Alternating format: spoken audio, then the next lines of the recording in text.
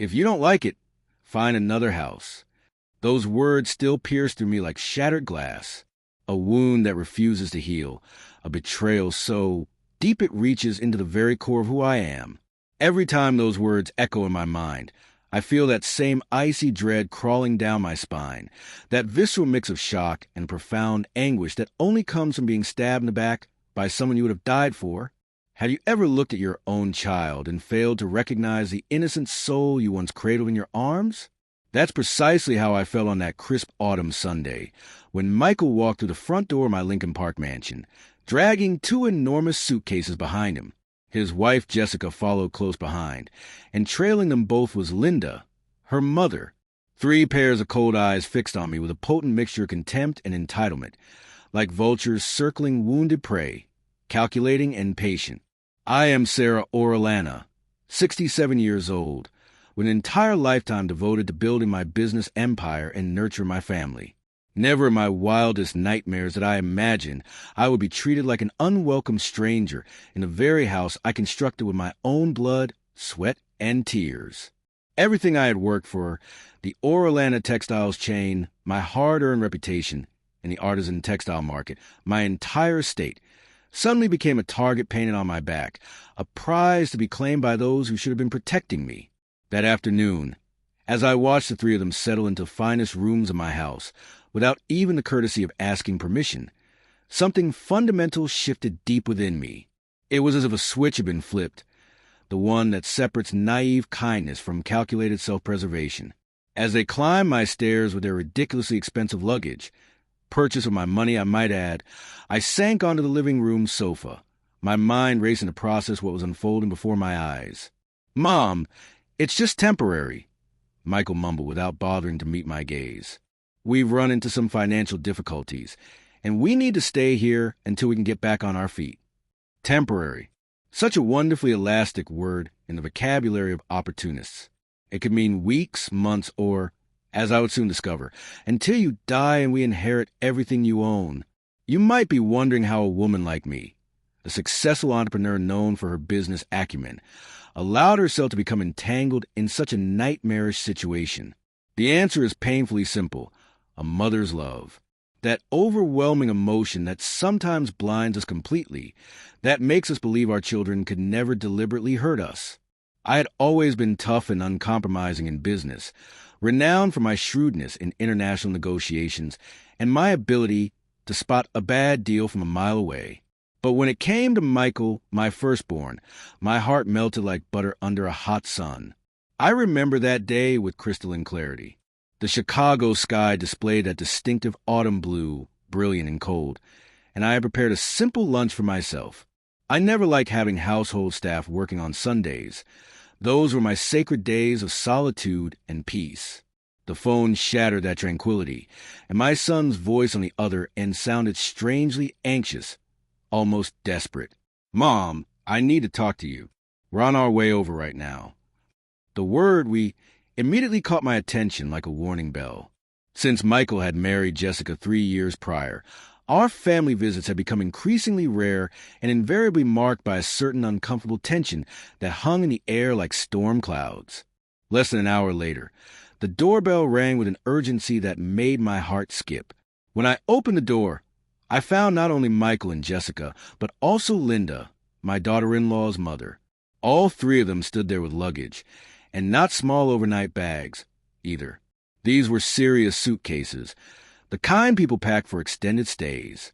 My heart began racing. An uncomfortable, queasy feeling washed over me in waves. "Mom, we lost the apartment," Michael blurted out the moment he crossed the threshold, the words tumbling out without preamble.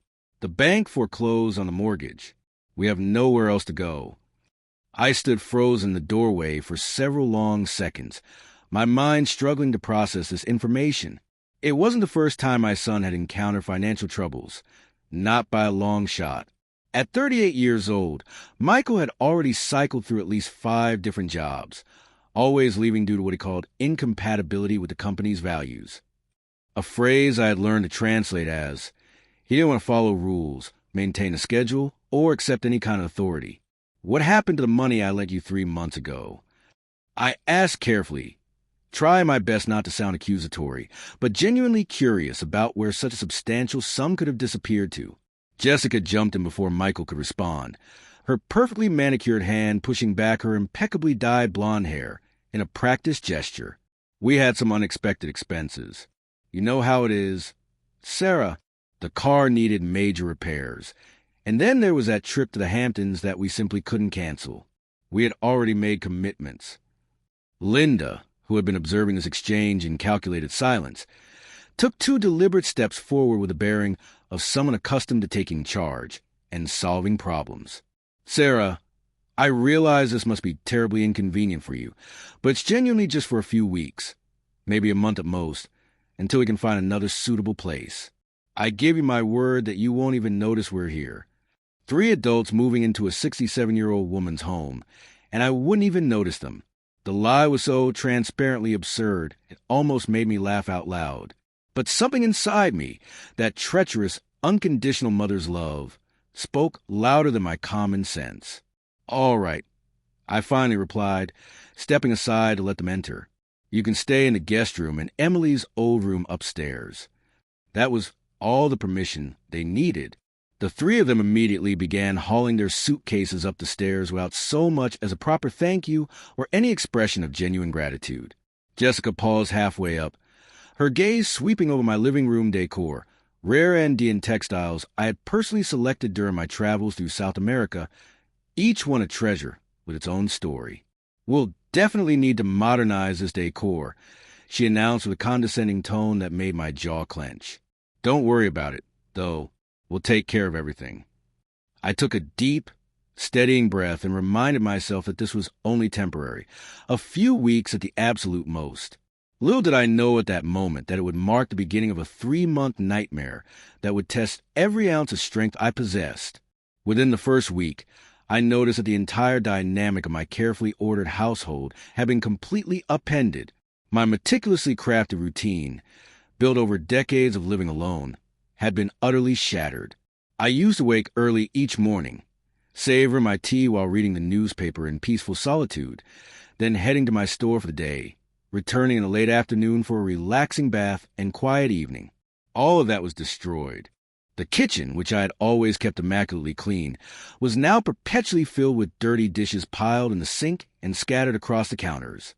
The television blared at maximum volume at all hours, invading every room of my house until late into the night, making sleep nearly impossible.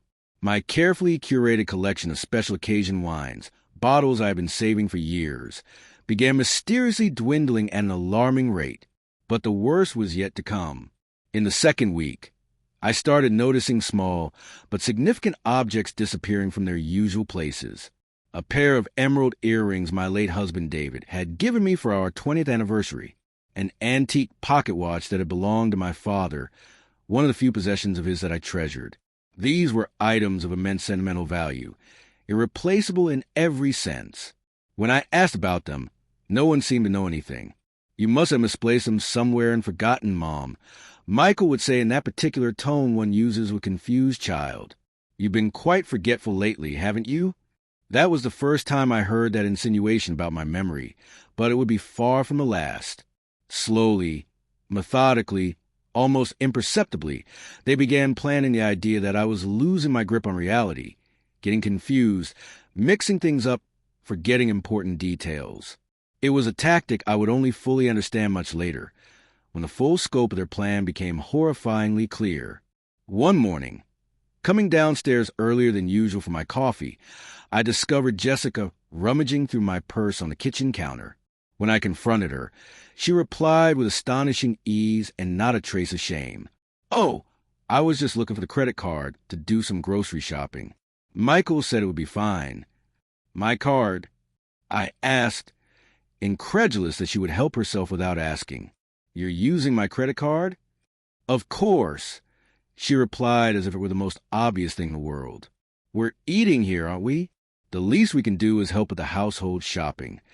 That logic would have made perfect sense if the shopping had actually been for household necessities. But that very same afternoon, Jessica returned home laden with shopping bags from the Magnificent Mile, designer clothes with tags still attached, expensive Italian shoes, imported French perfumes. When my credit card statement arrived at the end of that month, it showed charges at upscale restaurants and boutique stores I had never even set foot in. The total was staggering. When I finally confronted Michael about the excessive and unauthorized spending, his reaction left me completely speechless. "Mom, you have so much money saved up," he said dismissively, waving his hand as if brushing away a trivial concern. "What's the point of hoarding it all at this stage of your life? We need to enjoy it while you're still here, right?" While I'm still here. I repeated the phrase slowly, feeling a chill run down my spine like ice water. "You know what I mean. While you're still healthy enough to enjoy it with us," he added quickly. But the slip of the tongue had already been made, revealing far more than he intended. It was in that precise moment that I realized my son wasn't simply going through a rough financial patch. He and Jessica, with Linda's full complicity and encouragement, had a well-defined, carefully calculated plan to extract as much of my wealth as possible by whatever means necessary. The days crawled into weeks, and the weeks dragged into months. 3 impossibly long months during which I became an Oscar-worthy actress, playing the part of a frail, grateful elderly woman who was blessed to have her caring family around her. Even my best friend Susan, the only person who knew fragments of what I was planning, started expressing genuine concern about me. "Sarah, you seem different lately," she commented during one of our weekly lunches at the Palm Court, her eyes searching my face with worry. "Are you absolutely sure you're okay?" "I've never been better, Susan," I replied with an enigmatic smile that didn't quite reach my eyes. Sometimes you have to take one step backward in order to take 2 steps forward. What no one knew, not even Susan, who knew me better than almost anyone, was just how calculated and deliberate that backward step truly was. Every move I made, every concession I offered, every forced smile I managed brought me closer to the moment I had been methodically preparing for. The day when I would reclaim not just my house, but my dignity, my autonomy, my very identity as a capable human being. The day I would teach Michael, Jessica, and Linda a lesson they would never, ever forget for the rest of their lives. And that day was approaching faster than they could possibly imagine. The 40th anniversary celebration for Orlando Textiles will provide the perfect stage for my grand finale, a public venue where truth will be revealed to an audience that mattered. The invitations were already being carefully sent out to a meticulously curated guest list that included Chicago's entire business elite, influential journalists, social media influencers, and everyone who had played a role in my company's success. It was going to be a memorable event of epic proportions. Of that, I was absolutely certain. Where in the world are you reading this story right now? I would genuinely love to know in the comments who is following this journey that completely transformed my life. If you haven't yet subscribed to the Elderly Stories channel, I encourage you to subscribe right now and discover how I taught an unforgettable lesson to 3 people who tried to humiliate and destroy me in my own home. It all started on that deceptively peaceful Sunday morning, one of those rare days when the Chicago sun finally decides to make an appearance after days of relentless rain and gray skies. I was in the kitchen preparing a simple lunch for myself when the telephone rang, shattering the quiet, and the life I had known for decades changed forever in an instant. During those first few difficult weeks after they moved in, I tried desperately to maintain appearances and keep the peace. Every morning, I woke up early as I always had and prepared an elaborate breakfast for everyone. Scrambled eggs cooked to perfection, fresh bread still warm from the oven, fruit carefully cut and arranged. I would smile while serving them coffee and politely asking about their plans for the day, playing the role of the gracious hostess. I offered repeatedly to help Michael find a new job, even suggesting some valuable business contacts who might be interested in hiring someone with the supposed skills. "Mom, I've got it completely under control," he would invariably reply with that maddeningly condescending tone he perfected since his teenage years. "I'm currently in serious talks with several multinational corporations that are very interested in my profile and experience." After 2 full weeks of the charade, I finally understood that those serious talks were about as real as their genuine interest in finding a new home and moving out. There were no job interviews scheduled, no follow-up phone calls to potential employers, no resumes being sent out into the world. What there was, however, was a growing parade of Amazon delivery boxes stacking up in the foyer, an ever-increasing number of empty wine bottles in the recycling bin, and long, lazy afternoons spent binge-watching Netflix in my living room while I worked to support them. One evening after dinner, as I was clearing away the dishes they had carelessly left scattered all over the dining room table, I overheard Jessica whispering to Michael in the hallway, her voice low, but not quite low enough. "How much longer do we actually have to keep pretending we're looking for an apartment? This house is absolutely perfect. It is everything we could possibly need." "Patience, my love," Michael replied in a conspiratorial tone that made my blood run cold. "Mom will eventually get used to having us here permanently. We just need to move our chess pieces very carefully and strategically." His words hit me like a physical slap across the face. Moving chess pieces. As if I were nothing more than a pawn on their game board, an obstacle to overcome in their master strategy to take everything that didn't rightfully belong to them. I clutched the dishes tightly to my chest, fighting with every ounce of willpower against the overwhelming urge to march into that hallway and confront them right then and there. But it wasn't the right time, not yet. I needed to be smarter than them, more strategic, more patient. I needed to think several moves ahead, the way I had learned to do in business over 4 decades of negotiations and deals. I soon realized with growing certainty that none of the three had any actual intention of leaving my home. Why would they? They had a beautiful house with every amenity, unlimited food, and a foolish old woman who paid all the bills without complaint. My stunning Lincoln Park mansion, with its 6 spacious bedrooms, professionally landscaped garden with a pool, and a privileged view of the city skyline that people would kill for, had become their personal 5-star hotel with full concierge services included, all free of charge. The changes they implemented started subtly, almost imperceptibly at first. Initially, it was just minor tweaks to my carefully chosen decor. One day, the Andean tapestry I had brought back from Cusco during a memorable trip, a piece that held deep personal significance, simply disappeared, replaced without discussion by an abstract painting Jessica had purchased because it supposedly matched the furniture better. Then it was the organization of books in my personal library, completely reorganized according to some system that only they understood, leaving me unable to find my favorite volumes and references that I had arranged so carefully over the years. "We're just making the house look more modern and updated, Mom," Michael explained dismissively when I dared to mention these unauthorized changes. "This decor is so terribly outdated and old-fashioned. Honestly, it looks like some kind of ethnographic museum in here." Every single word was like a small cut to my heart, a paper cut that stings far more than its size would suggest.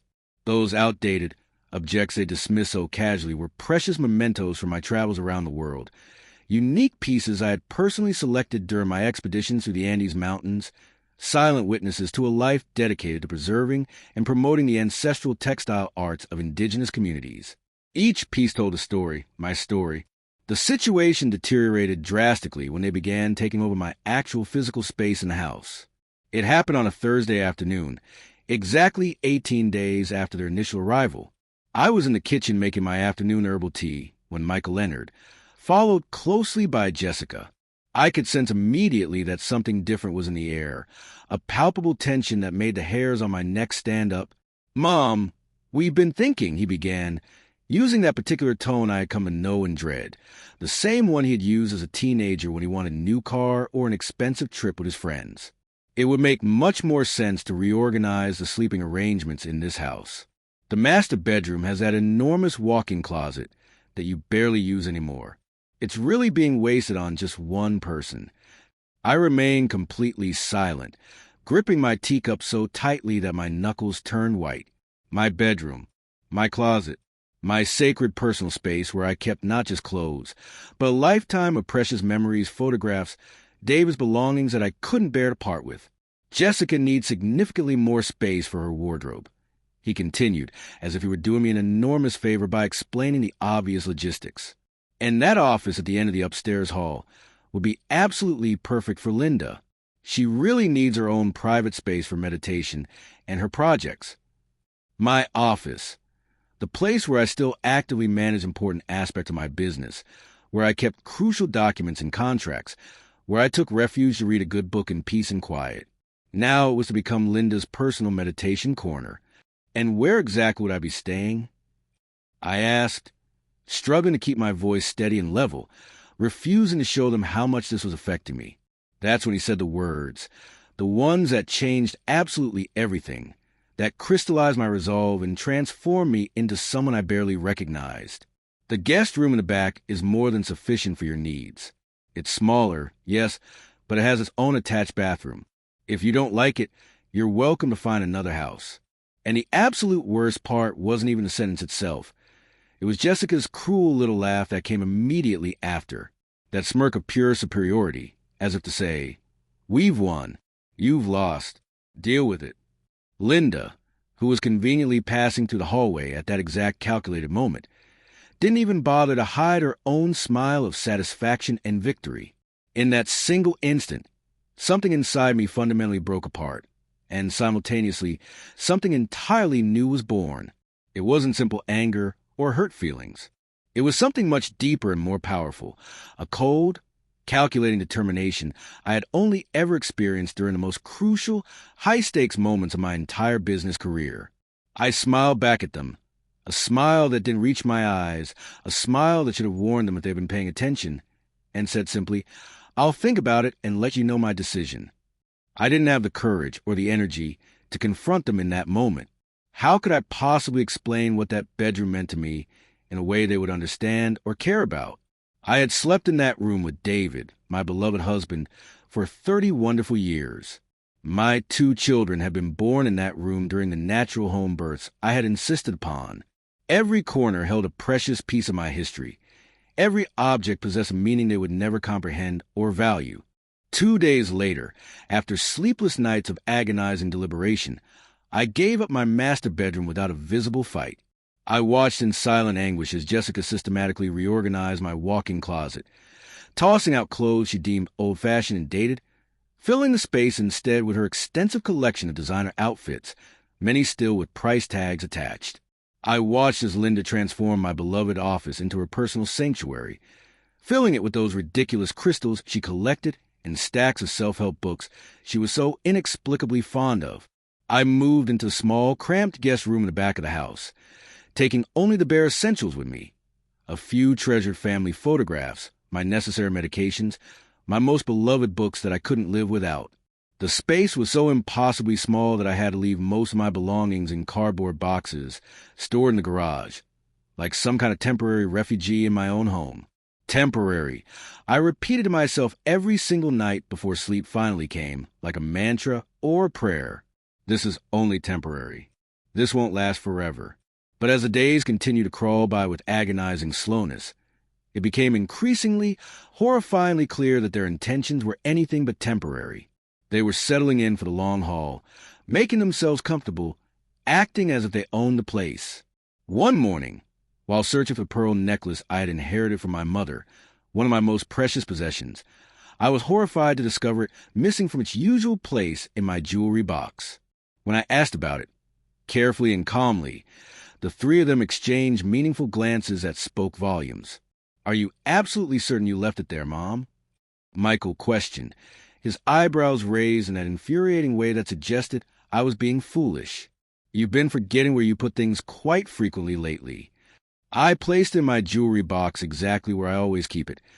I insisted firmly, refusing to let them gaslight me. "Maybe you lent it to someone and forgot about it?" Jessica suggested with utterly false concern dripping from her voice. My grandmother started exactly like this, forgetting little things, losing track of conversations, and then gradually got worse until she didn't finish the sentence, but the malicious implication was crystal clear. They were deliberately, systematically planting seeds of doubt about my mental capacity and cognitive abilities. And it wasn't the first time I had noticed this pattern. In recent weeks, they had been casually, almost offhandedly commenting on my supposed confusion with dates and appointments, my alleged difficulty remembering people's names, my supposed tendency to repeat the same stories over and over again as if I were losing my grip on reality. That night, locked safely in my tiny room with the door firmly closed, I sat down and meticulously reviewed my memory, examining it like a scientist analyzing data. Was I genuinely, actually forgetting things? Was there truth to their concerns, or was something else entirely going on? I took out a fresh notebook and began writing down every single incident they had mentioned, every supposed memory lapse, every alleged confusion, doctor's appointments I had supposedly forgotten to attend, phone calls they claimed to have made that I didn't remember receiving, conversations they swore we had that seemed to have evaporated from my mind. Analyzing everything calmly and objectively, a terrifying pattern began to emerge with shocking clarity. There was absolutely no evidence whatsoever of any of these memory lapses beyond their own words and claims. There were no appointment reminders for those supposed doctor's visits in my meticulously kept calendar. No record of those alleged phone calls in my phone's call history. It made no logical sense whatsoever that I would forget supposedly important conversations while simultaneously remembering intricate details of complex business meetings and negotiations from decades ago. The truth hit me like a freight train. I wasn't losing my memory at all. They were deliberately, calculatedly building a false narrative, constructing a fictional story of cognitive decline that they could later use against me. The confirmation of my suspicions came about a week later, when I caught Linda red-handed, rummaging through my purse while I was supposedly taking an afternoon nap upstairs. "What exactly are you doing?" I asked sharply, startling her so badly she nearly dropped my bag. "Oh, Sarah, you scare me half to death," she replied, recovering quickly and smoothly composing herself.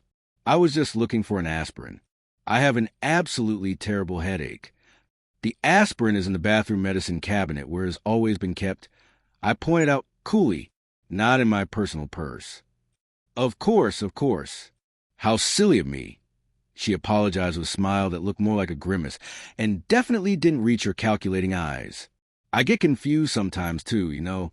It happens to all of us." That night, after she'd gone, I carefully and thoroughly checked my purse, examining everything with the attention to detail I had developed over decades in business. My address book had been tampered with. Some pages were slightly bent at the corners. My appointment planner had subtle marks and smudges on certain dates. And most alarmingly, several checks were missing from the back of my checkbook, carefully removed so that I might not immediately notice. The next morning, I discreetly called my bank from a payphone downtown, not wanting to use my home phone. 3 checks had recently been cashed with my supposedly authentic signature for quite considerable amounts totaling nearly $15,000. The signature was a reasonably convincing imitation, but it definitely, absolutely wasn't mine. I could see the differences immediately. "Would you like to file an official fraud report, Mrs. Orellana?" the bank manager asked in a concerned, professional tone. I hesitated, my mind racing through the implications.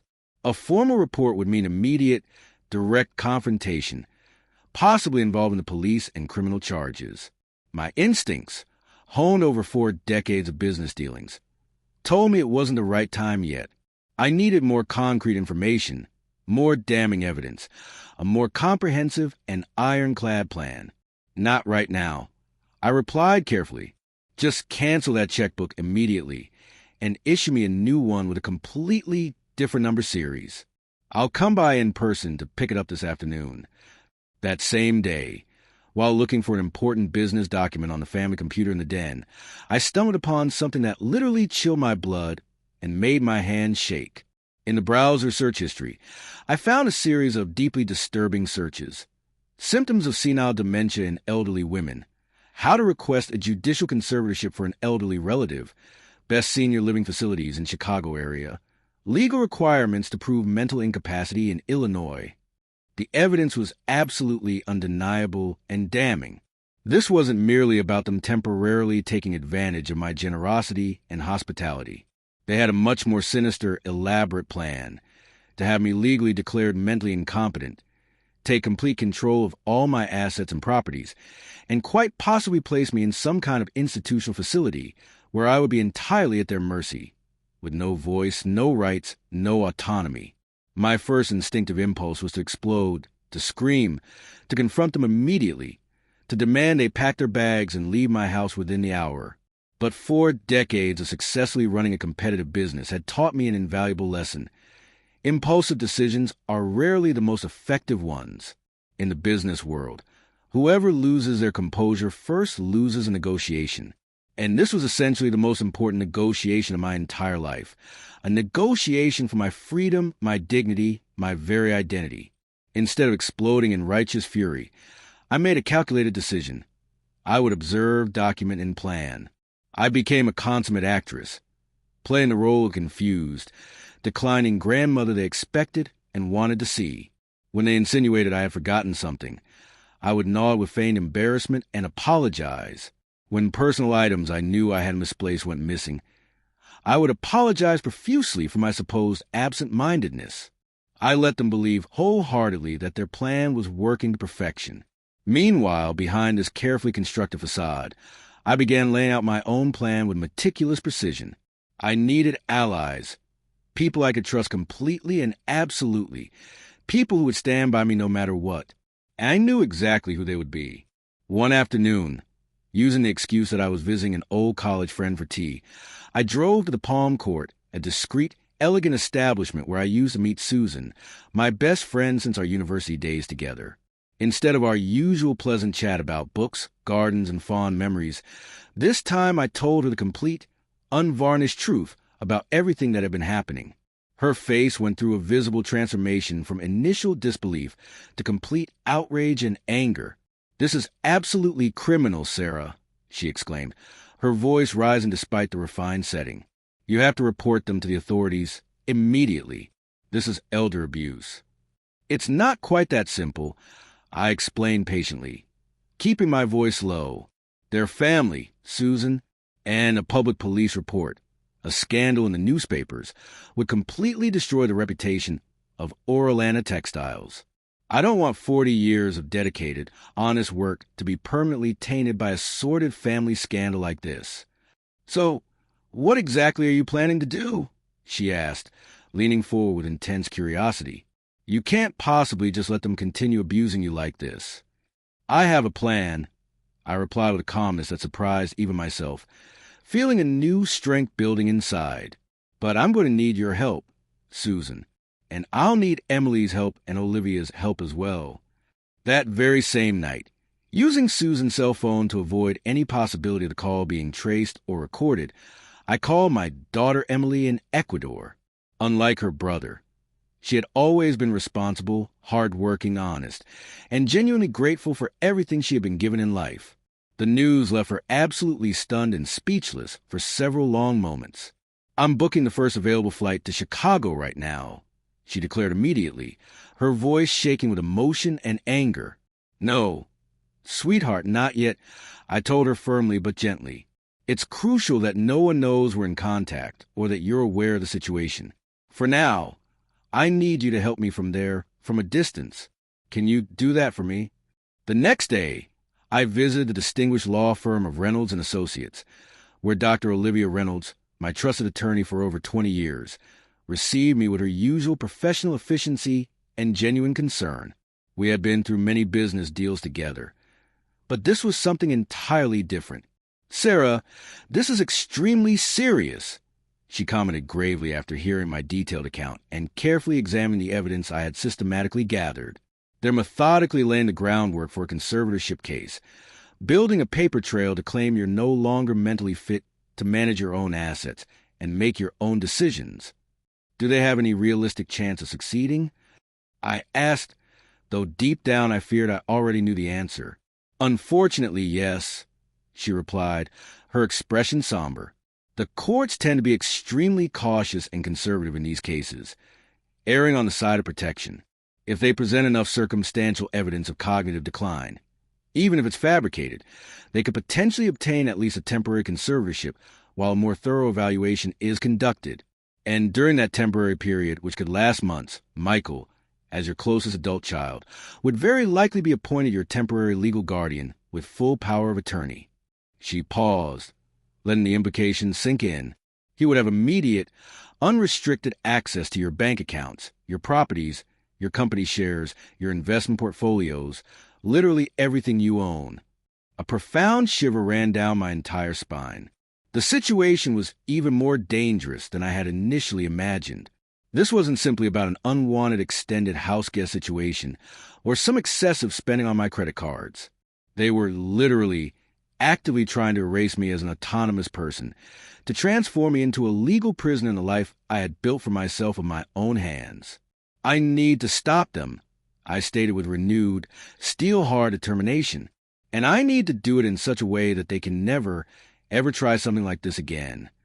I have some ideas, Olivia replied with that particular glint in her eye that always appeared when she faced a particularly challenging and interesting case. But we'll need to act with extreme discretion and absolute secrecy. Any leak, any hint that we're on to them, could alert them and cause them to accelerate their plans or change their strategy.